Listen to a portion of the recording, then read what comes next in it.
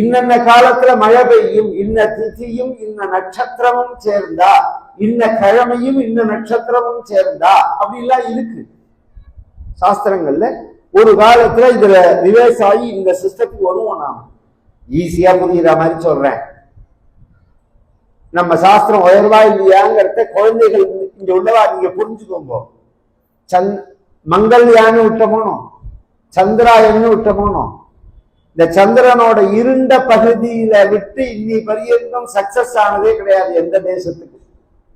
சந்திரனோட இருண்ட பகுதியில விட்டதே கிடையாது. செவ்வாயில விடும்போதும் அவர்களுக்கு இன்னி பரியந்தம் முழு வெற்றி ஏற்பட்டதில்லை. இந்தியாவோட 2 ப்ராஜெக்டும் முழு வெற்றி. இதுக்கு என்ன காரணம்னு கேட்கும் போது நான் சொல்லல, அந்த இஸ்ரோவோட தலைவர் சிவன் சொன்னார், பஞ்சாங்கத்தை அடிப்படையா வச்சு நாங்க விட்டோம்னாரு.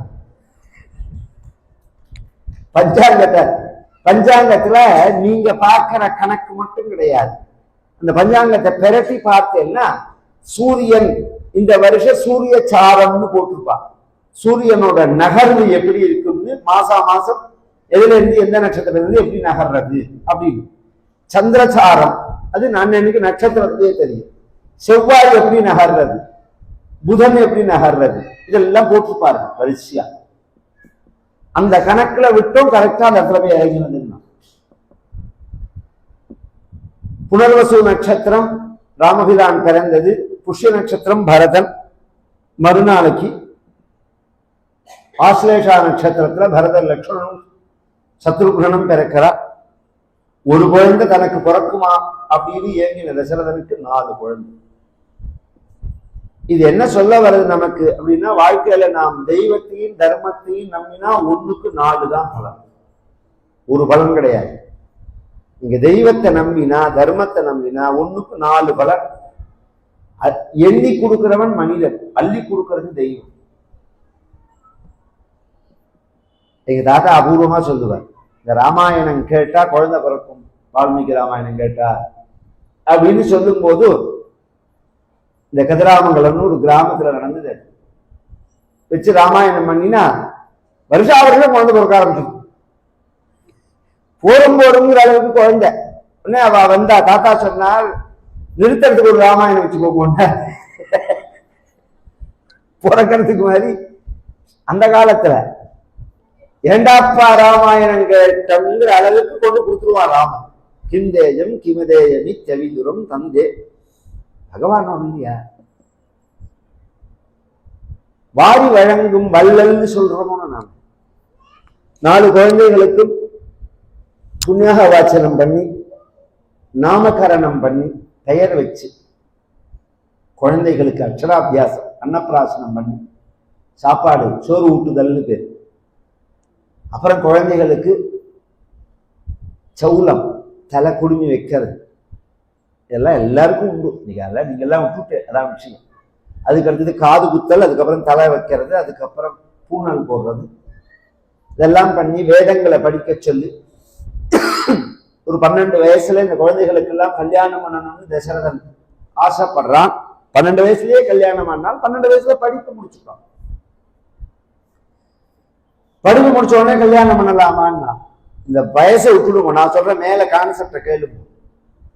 படிப்பு முடிச்ச உடனே கல்யாணம் பண்ணிக்கோன்னா இன்னைக்கு என்ன சொல்றான், வாழ்க்கையில நான் செட்டில் ஆகணுங்கிறான், என் கேரியரை பார்க்கணுங்கிறான். என்னடா உன்னோட டிக்கி கேரியர் என்ன செட்டில்? வீடு வாங்கணும், கார் வாங்கணும். இந்த பொண்களும் கேட்கறது சொந்த வீடு இருக்கா? அறிவு வேண்டாமா? 25 வயசுல எப்படி வீடு இருக்கு? அவனுக்கு 60 வயசு ஆனாலே வீடு வாங்குறதுக்கு திணறான். 25 வயசுல வீடு எப்படி வரும்? ஏதோ அப்பா அம்மா வாங்கி வச்சிருந்தா உண்டு. சொந்த வீடு இருக்கான்னு கேளு, நியாயங்களாம். நீ வீடு வாங்கியிருக்கியான்னா 25 வயசுல வீடு வாங்கினா 35 வயசுல கப்பலை எதுவும் வர வேண்டியதான், ரோட்டுக்கு பகுதி விட்டான்னு பிச்சை எடுக்க வேண்டியதுதான். வாங்குற காசு முழுக்க கடனுக்கு தான் போகும். சேமிப்பு வேண்டாமா கொஞ்சமாவது? நம்ம ஹிந்து மதத்துக்கும் நம்ம தேசத்துக்கும் மற்ற தேசத்துக்கும் என்ன வித்தியாசம் தெரியுமோ? பந்தத்துல 4ல ஒரு பகுதி தான் செலவு பண்ணணும். நம்ம சாஸ்திரங்கள் சொல்றது 4ல ஒரு பகுதி செலவு பண்ணணும், ஒரு பகுதி சேமிச்சு வைக்கணும், ஒரு பகுதி குழந்தைகளுக்கு எடுத்து வைக்கணும், ஒரு பகுதி தர்மத்துக்கு பண்ணணுங்கிறது. இங்க அதெல்லாம் இல்லைனாலுமே ஒரு 10 ரூபாய்க்கு வீடு வாங்க போறோம்னா நம்ம கையில ஒரு 30 ரூபாயாவது 40 ரூபாயாவது இருந்தாதான் அதை பத்தி யோசனை பண்ணணும். இல்லையா 10 ரூபாயாவது இருக்கணும். 1 ரூபாய் கூட இல்லாம பிளான் பண்றான். அதான் ஆச்சரியம். நாளைக்கு பணம் வரும்னு நினைச்சு இன்னைக்கு செலவு பண்றவனை போல உலகத்துல முட்டாளே கிடையாது. முட்டாளம். நாளைக்கு பணம் வரும்னு திவாலா ஆயிடுச்சுருவான், ஒரே வார்த்தையில சொல்லிட்டு போடுவான், இல்ல வீட்டுக்கு போகுமா பொழுது விழுந்து எத்தனை பேர் அனுப்புறான். இப்ப இத்தனை நாளா நீ உழைச்சத்துல என்ன பிரயோஜனம்? ஒரு சின்ன உதாரணம் சொல்றேன். உலகம் முழுக்க கொரோனா வந்த போது சிரிச்சது, பஞ்சத்துல அடிபட்டது, சந்தியில நின்னுது. நம்ம தேசம் மட்டும் 3 தடவை பொருளாதாரம் நம்ம கண்ணுக்கு எழுத்தாப்புல வந்தே வீழ்ச்சி அடையல. 1995 ஒரு தடவை வந்தது, 2007 ஒரு தடவை வந்தது, கொரோனா போது ஒரு தடவை வந்தது. இந்த 3 சமயமும் தேசத்துல உள்ள மக்கள் வீழ்ச்சி அடையல. இதுக்கு காரணம் கவர்மெண்ட் கிடையாது, உங்களோட சேமிப்பு தான். இது அடுத்த தலைமுறைக்கு இருக்குமான்னு கேட்டா சந்தேகம். ஏன்னா நாமெல்லாம் சேமிச்ச மாதிரி இப்ப வர தலைமுறை சேமிக்கிறது கிடையாது. சேமிக்கிற பழக்கத்தையும் அதுக்கு சொல்லிக் கொடுக்கல. எங்க போனாலும் கோவில்ல உண்டியல் வச்சிருப்பா, மண் உண்டியல், பொம்மை உண்டியல். அந்த காலத்துல குழந்தைக்கு வாங்கி கொடுத்து யாராவது உனக்கு 5 ரூபா 1 ரூபா கொடுத்தா இந்த உண்டியல்ல போடு அப்படின்னு சொல்லி பழக்குவா. இன்னைக்கு கேட்கறதெல்லாம் வாங்கி கொடுக்குறோம், பெருமையா வேற நினைச்சுக்கிறோம். அதை விட குழந்தைகளை குட்டிச்சேர் பண்றதுக்கு வேற தனியா சத்ருன்னு இன்னொருத்தர் தனியா வரவே வேண்டாம் அந்த குழந்தைகளை கெடுக்கிறது. எவன் நிதானம் இல்லாம அதிகமான அன்பு வச்சு குழந்தைகள்கிட்ட பழகிறானோ அந்த அப்பா அம்மா தான் அந்த குழந்தைகளுக்கு சத்துருவே. சுத்தோ லாலனாது சாஸ்திரம் சொல்றது. அதனால அந்த குழந்தைகள் வீணா போகும்னு சொல்றது. 12 வயசுல இப்ப கல்யாணம் பண்ணிக்கோலன்னா 24 வயசு பையன் படிப்பை முடிச்சுட்டான், ஒரு வேலைக்கு போயிட்டா கல்யாணம் பண்ணிக்கோன்னா எனக்கு வேலை ஜாப் செக்யூரிட்டி வேணுங்கிறான். உன் ஜாப் தான் என்னைக்குமே செக்யூரிட்டி கிடையாது, அதான பிரச்சனையும். நீ பார்க்கிற வேலை எதுல பார்த்தாலும் செக்யூரிட்டி கிடையாது. இப்ப உள்ள ஐடி கம்பெனிலாம் எடுத்து பாருங்க. ஒரு காலத்துல திறமை இல்லாதவனை வெளியில அனுப்பிச்சான், இப்ப திறமை உள்ளவனை அனுப்புறான். ஏன்னா அவனுக்கு 2 லட்சம் ரூபாய் கொடுக்கறதுக்கு அந்த இடத்துல 3 பேரை போட்டு 1 லட்சம் ரூபாய் முடிச்சிடலாம்னு நினைக்கிறான். கான்செப்டே மாறி போயிடுது. எத்தனையோ விஷயம் சொல்லலாம் பேசுறதா இருந்தா. அதனால அதை விட்டுடணும். இந்த இங்கேருந்து நம்ம தஞ்சாவூர் போற வழியில துவாக்குடின்னு ஒரு ஊர் இருக்கு. அது தாண்டின உடனே ஒரு கிராமம் வரும், நதிக்குறவர்கள் இருக்கிற கிராமம் வரும். தேவநாயரி ஏதோ ஒரு ஊர். அங்கவே பாருங்க என்ன ஆனந்தமான வாழ்க்கை அவர்கள் வாழ. எல்லாரும் காலத்துல கல்யாணம் பண்ணிட்டு குழந்தைகளை பெற்று சௌக்கியமா இருக்கான். அவன் வாழ்க்கையா பொழுது முடிஞ்சா சந்தியில இருந்து மண்ணாட்டு நிற்கிற நம்ம வாழ்க்கை. அவன் ஏதாவது நாளைய பத்தி கவலைப்படுறானா, இல்ல யோசனை பண்றாளா, டென்ஷன் ஆறாளா? கரெக்டா காலத்துல கல்யாணம் பண்ணி விவகாரம் பண்ண இல்லையா? இது மாதிரி எல்லாம் பண்ணலைன்னா தப்புகள் நடக்கிறது, எத்தனையோ பிரச்சனைகள் வருது. நீ 20 வயசுல ஆரம்பிச்சாலே எத்தனை வயசுல கல்யாணம் ஆகும்னு புரியல. நீ 30 வயசுல ஜாதகத்தை எடுத்தேன்னா எங்கேருந்து கல்யாணம் ஆகும்? சட்டத்தை குறித்து தான் ஆகும். அப்படிதான் இருக்கு இன்னைக்கு. 40 வயது 45 வயசு. இதுல பொண்ணுகள் இல்லையோ? உலகத்துல ஒரே ஆம்பளையா இருக்கு, ஆண்களாவே இருக்காளே. பொண்கள் குழந்தைய குறைஞ்சு போயிருக்க விகிதாச்சாரத்துல எந்த ஸ்கூல்ல வாசல்ல பார்த்தாலும் வரிசையா கூட்டமா பெண் குழந்தைகள் நிற்கிறது. பெண்களோட பிரசவம் ஜனன பர்சன்டேஜ் எல்லாம் குறையவே இல்லை. ஏன் கல்யாணம் ஆகலைன்னா பொண்ணை பேசுறான்னு கேட்டா இப்ப என்ன அவசரம் குழந்தைக்குங்கிறான் 30 வயசுல. அவனே கல்யாணம் பண்ணணும்னு நினைக்கல. ஏன்னா அந்த பொண்ணை படிக்க வச்சு அது சுயசார்பு தன்மையில இருக்கணும். அதெல்லாம் இல்ல விஷயம். அது சம்பாதிச்சு அந்த சோத்தத்திற்கு சௌக்கியமா உட்கார்ந்து பழகிட்டோம். அதான் விஷயம். பிள்ளை எடுத்தவர்களையும் பாதி பேர் பண்ற தப்பு அது. அவ காலத்துல அந்த வருமானம் கிடையாது. பிள்ளைகளுக்கு ஏதோ ஐடியில போய் சம்பாதிக்கிறான்னா அதை வச்சு சௌக்கியமா இருந்துட்டு இந்த பிள்ளைய கல்யாணம் பண்ணா அந்த வருமானம் நின்று போயிடுமேன்னு கல்யாணம் பண்ணி கூடுது கிடையாது. பாக்குற மாதிரி பாபுலா காமிக்கிறா, கண்டிஷன் எல்லாம் போடுறா. அப்புறம் ஒரு கட்டத்துல எப்படி இருந்தாலும் பரவாயில்ல மாமா, நீங்க சொல்லுங்க மாமா, கட்டின புடவையோட வந்தா போறோம்னு. நான் என்ன சொன்னேன், பொம்மநாட்டி குழந்தைகள் உற்பத்தி பண்ற ஃபேக்டரியா வச்சிருக்கேன்.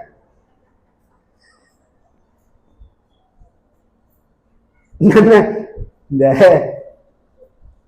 கல்யாணம் இருக்கு பாருங்க, ஒரு காலத்துல நல்ல குடும்பத்து பையனுக்கு கல்யாணம் அப்படின்னு இருந்தது, கண்ணியமான குடும்பம். அப்புறம் வயல்வெளி நிலன் தோப்பெல்லாம் இருந்தா கல்யாணம் ஆகும் இருந்தது. அதுக்கப்புறம் சொந்த வீடு இருந்தா கல்யாணம் ஆகும் இருந்தது. அப்புறம் படிச்சா கல்யாணம் ஆகும்னு இருந்தது. அப்புறம் கவர்மெண்ட் வேலைக்கு போனா கல்யாணம் ஆகும்னு இருந்தது பிரிட்டிஷ்காரன் வந்ததுக்கு அப்புறம். அப்புறம் பேங்க் செக்டர்ல வேலை இருந்தாதான் கல்யாணம் ஆகும்னு ஆச்சு. அதெல்லாம் ஜாப் செக்யூரிட்டிக்காக.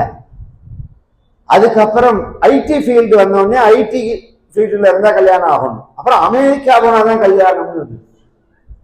அப்புறம் ரிவர்ஸ் ஆகி அமெரிக்கா போகலனாதான் கல்யாணம்னு இருந்தது. அப்புறம் சொந்த வீடு இருந்தா கல்யாணம்னு இருந்தது. அப்புறம் கார் வாங்கியிருந்தா கல்யாணம். அப்புறம் அப்பா அம்மா கூட இல்லாம இருந்தா கல்யாணம். இத்தனை வரிசையை தாண்டி இப்ப எப்படி இருக்குன்னா, என்ன இருந்தா கல்யாணம்னு அவருக்கும் தெரியல, நமக்கும் புரியுது.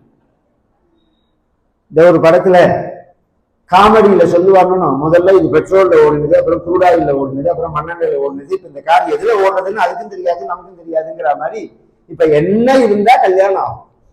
இந்த குழந்தைகளுக்கு என்ன இருந்தா கல்யாணம் ஆகும்? புண்ணியம் இருந்தா கல்யாணம் ஆகும், யோகம் இருந்தா கல்யாணம் ஆகும். அதான் கல்யாணம் ஆனா மட்டும் போராது, சேர்ந்து இருக்கணும். அது ஒரு பெரிய விஷயம் இருக்கு. சேர்ந்து இருக்கு. சயனஸ்தானமே சுத்தம் இல்லை.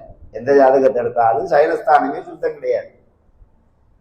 30 நாள்ல 28 நாள் சண்டை தான்.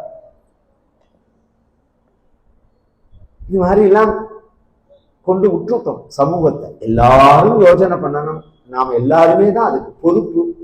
இது நம்மளுடைய உலகத்துக்கு, நம்ம நாட்டுக்கு இது அழகு கிடையாது.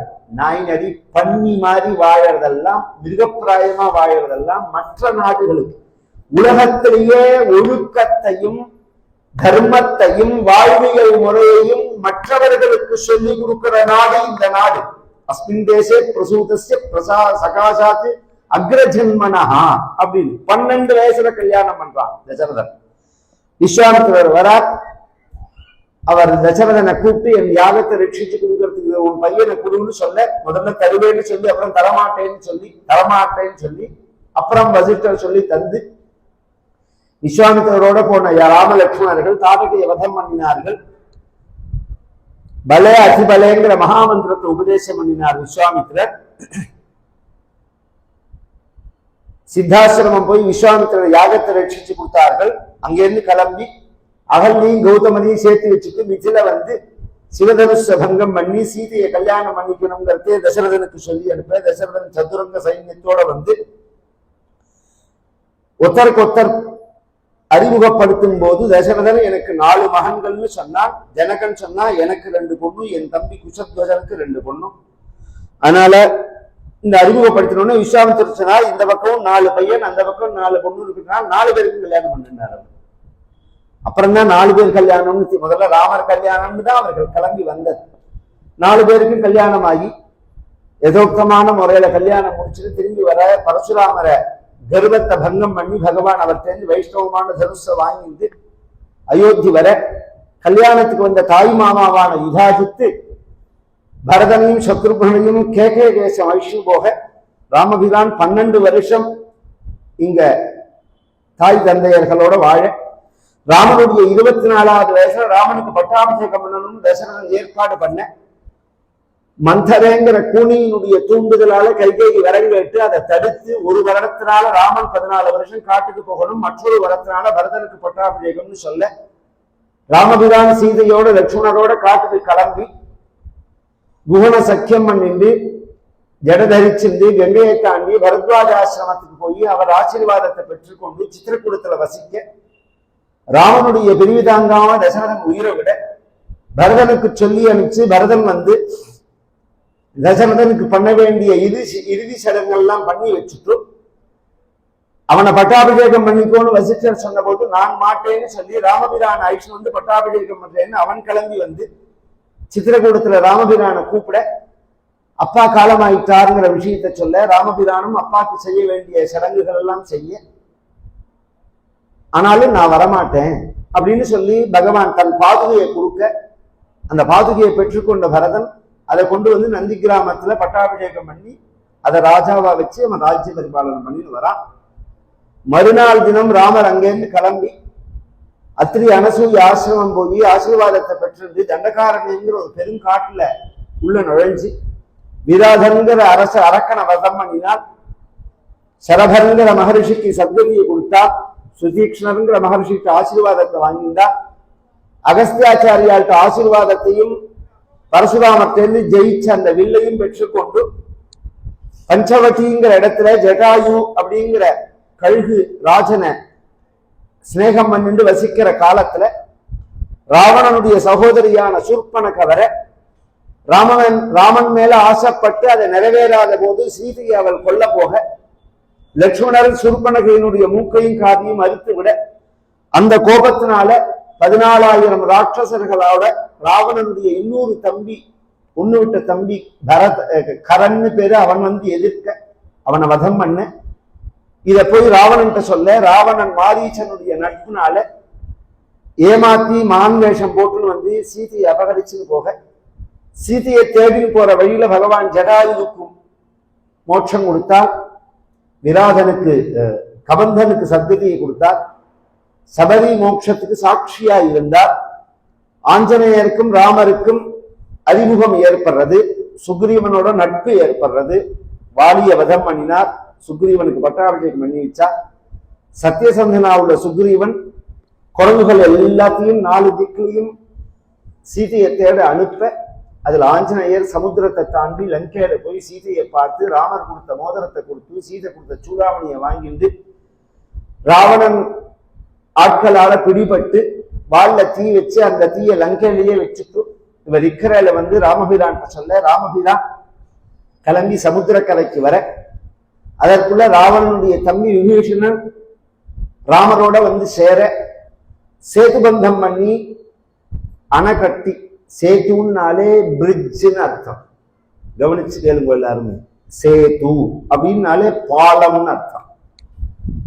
இந்த பாலத்தை சமுத்திரத்துல கட்டி பகவான் லங்கைக்கு போய் புத்திரமித்திர பந்துக்களோட கூடின அந்த சமூகத்தை ராவணனுடைய சமூகத்தை வேற அறுத்துட்டு விபீஷணனுக்கு பட்டாபிஷேகம் பண்ணி வச்சு புஷ்பக விமானத்துல விபீஷணன் சுக்ரீவன் குரங்குகள் ராட்சசர்கள் எல்லாரையும் அழைத்து கொண்டு அயோத்தி வந்து 14 வருஷம் வனவாசத்தை முடிச்சிருந்து அந்த சூரிய வம்சத்துல வந்த ராஜாக்கள்லாம் எந்த சிம்மாசனத்துல உட்கார்ந்து பட்டாபிஷேகம் பண்ணியிருந்தார்களோ அந்த சிம்மாசனத்துல இந்த பாரத தேசத்துல 500 நதிகள் இருக்கு. மொத்தம் 500 நதிகள் இருக்கு, 4 சமுத்திரம் இருக்கு. இந்த 4 சமுத்திரத்திலிருந்தும் 500 புண்ணிய நதிகள்ல இருந்தும் ஜலத்தை கொண்டு வந்து வசிஷ்டர் யதோக்தமான முறையில ஜப ஹோமங்கள் பண்ணி ராமபிரானையும் சீத்தையும் உட்கார்ந்து வச்சு பட்டாபிஷேகம் பண்றார். தஸ்ய பிரயதோ விருத்தஹ வசிஷ்டோ பிராமணைः சஹ ராமம் ரத்னமயே பீठे சஹ சீதம் யவேதயதி வசிஷ்டோ வாமதேவஸ்ச ஜாபாலிரத காஷ்யபः காத்யாயனஸ்ய யஜ்ஞஸ்ச கௌதமோ விஜயஸ்ததா அப்யஷிஞ்சன் நரம் வியாக்ரம் பிரசன்னேன சுகந்தினா சலிலேன சஹஸ்ராட்சம் வசவோ வாசவம் யதா. எத்தனையோ ஆயிரக்கணக்கான வருஷம் முன்னாடி நடந்த கதையா இருந்தாலும் இன்னைக்கும் நம்ம உயிரோட கலந்ததா இருக்கு. ராமன் மாதிரி ஒரு மனிதர், ஒரு மனித சமூகத்துக்கே வழிகாட்டு.